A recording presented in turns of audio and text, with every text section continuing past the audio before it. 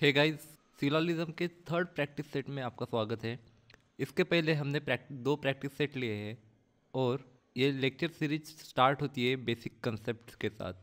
अगर आपने वो वीडियोस नहीं देखे हैं तो आप प्लेलिस्ट में जाके देख लीजिएगा। सो क्वेश्चन नंबर 1 है, all trees are branches. All trees are branches. All trees are branches. Some branches are seed. Some branches are seed. Right? No fruit is tree. Means fruit और tree के बीच में कोई relation नहीं है. No fruit is tree. ये है tree और ये है फ्रूट, जिनके बीच में कोई रिलेशन नहीं है. ठीक है. सो ये तो ही है हमारे वेन डायग्राम. अब देखते हैं कंक्लूजन. पहला कंक्लूजन क्या कहता है? सम ब्रांचेस आर नॉट फ्रूट. ये बोल रहा है कि सम ब्रांचेस मीन्स ब्रांचेस का कुछ पार्ट फ्रूट नहीं हो सकता. अब ये देखिए निगेटिव है, राइट. निगेटिव स्टेटमेंट हो तो हमें क्या करना पड़ता है? किसी भी एक सर्कल को, दिए हुए दो सर्कल में से किसी भी एक सर्कल को आगे बढ़ा के देखना पड़ता है, राइट. से यहाँ पे दो कौन सी चीज़ें दी है? ब्रांचेस और फ्रूट. सो अगर मैं ब्रांचेस को आगे बढ़ाता हूँ तो क्या फ्रूट से मिला सकता हूँ? हाँ, मिला सकता हूँ. बट ब्रांचेस का ये जो पार्ट है, ट्री का पार्ट है,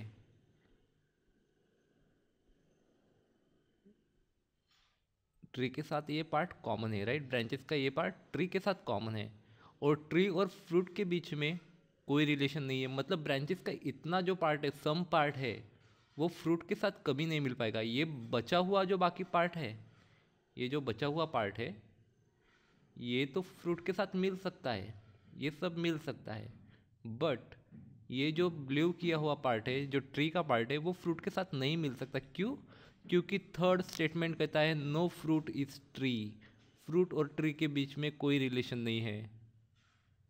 सो इसलिए ये पहला जो कंक्लूजन है वो करेक्ट हो जाएगा, क्योंकि ये बोल रहा है कि सम ब्रांचेस, मतलब ये जो ब्लू किया हुआ पार्ट है, आर नॉट फ्रूट्स, वो फ्रूट के साथ कनेक्ट नहीं है. तो ये सही हो गया. तो अभी देखते हैं second conclusion. Some seeds are branches. कुछ सीड्स ब्रांचेस होते हैं. यहाँ पे तो दिया हुआ ये सीड और ब्रांचेस के बीच में ये कॉमन पार्ट है. Some seeds are branches. तो कंक्लूजन 2 ऑल्सो करेक्ट और it is follows, right. Now conclusion 3, some seeds being tree. some seeds being tree is possibility. जब भी निगेटिव केस दिया हो, पॉसिबिलिटी की केस दी हो, तो हमें किसी भी एक सर्कल को दूसरे सर्कल की तरफ बढ़ा के देखना है, राइट. सो अभी सम सीड्स में सीड का ये part, some seed being tree is possibility. क्या हम सीड को ऐसे बढ़ा सकते हैं यहाँ पे? हाँ, बढ़ा सकते हैं, क्योंकि कोई रेस्ट्रिक्शन ही नहीं है, राइट. स्टेटमेंट दिए हुए हैं 3, उनमें से कोई भी रेस्ट्रिक्ट नहीं कर रहा है सीड को ट्री की तरफ बढ़ने से, राइट. जैसे पहले ट्री को फ्रूट में जाने से स्टेटमेंट 3 रेस्ट्रिक्ट कर रहा था, पर सीड को ट्री की तरफ जाने से कोई भी स्टेटमेंट रेस्ट्रिक्ट नहीं कर रहा है. तो सीड का जो सर्कल है हम आसानी से आगे बढ़ा के ट्री के साथ मिला सकते हैं, right. So some seeds being tree is possibility, ये भी है सही. सो इसमें क्या आएगा?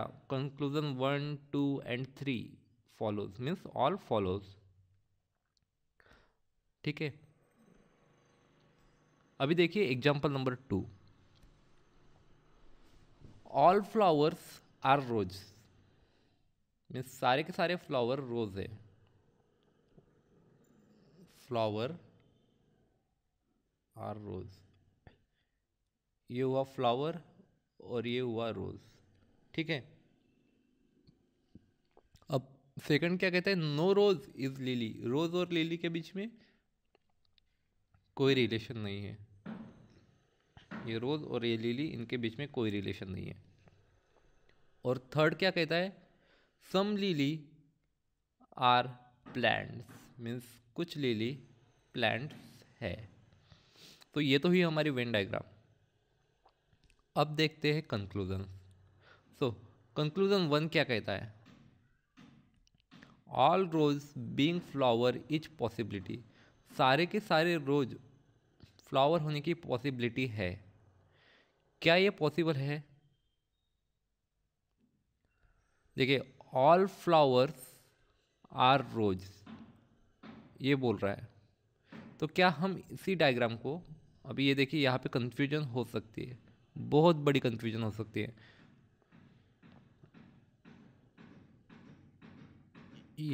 मैंने पहले ही लेक्चर में ये पढ़ाया था, अगर आपको याद नहीं तो यहाँ पे ठीक से देख लीजिए। ऑल फ्लावर्स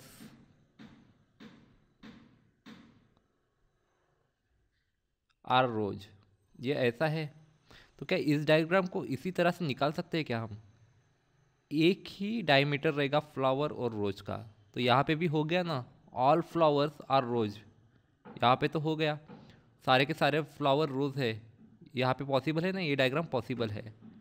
सो ये जो वेन डायग्राम है हम इसे इस तरह से भी निकाल सकते हैं। ये हुआ फ्लावर और यही डायमीटर हुआ, इसी डायमीटर में है, यही सर्कल हुआ रोज का। और क्या बोलता है, रोज और लिली के बीच में कोई रिलेशन नहीं है, ये हुआ लिली, और सम लिली आर प्लांट।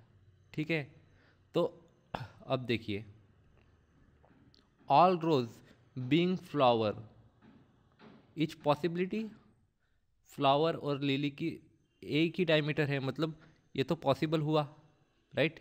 ये तो सही हुआ। सो इसका मतलब क्या हुआ, conclusion 1 follows, it does follows, right? यहाँ पे बहुत ज़्यादा कन्फ्यूजन हो सकती है। सो अगर आपको ये समझ में नहीं आया होगा तो मैंने पहला जो लेक्चर लिया है सिलोलिज्म का, वो आप देख लीजिए, वहाँ पे मैंने बेसिक 4 वेन डायग्राम्स बताई है। ठीक है, अभी देखते हैं कंक्लूजन 2। ऑल प्लांट्स, सारे के सारे plants being lily each possibility, so ये भी पॉसिबल है, सारे के सारे। अगर देखिए, अगर ये अभी पॉसिबिलिटी बोला तो हमें एडजस्टमेंट करके देखनी है, या तो हमारे सर्कल को बढ़ा के देखना है या फिर इसको उठा के कहीं और लेके जाने की कोशिश करनी है। ठीक है, सो ये जो प्लांट का सर्कल है, क्या हम इसे यहाँ पे निकाल सकते हैं? यहाँ पे ऐसे लिली के अंदर निकाल सकते हैं? अगर निकाला तो कोई दिए हुए स्टेटमेंट डिसफॉलो या फिर गलत हो जाएगा क्या? नहीं होगा। सम लिली आर प्लांट, मतलब कुछ लिली प्लांट है, तो अगर मैं यहाँ पे डायग्राम निकालूँ प्लांट की, तो वो वहाँ से भी पता चलता है, मतलब वो भी डायग्राम ये वही डिनोट करेगी कि सम लिली आर प्लांट, राइट? कुछ लिली प्लांट है। So all plants being lily is possibility. फिर देखिए, फिर से डायग्राम निकाल के दिखाता हूँ। ये हुआ फ्लावर प्लस रोज, ठीक है। अभी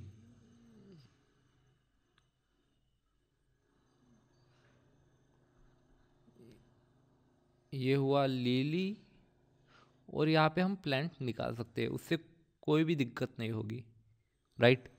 so all plants being lily, all plants being lily is possibility, हाँ ये पॉसिबल है, राइट? पॉसिबल है।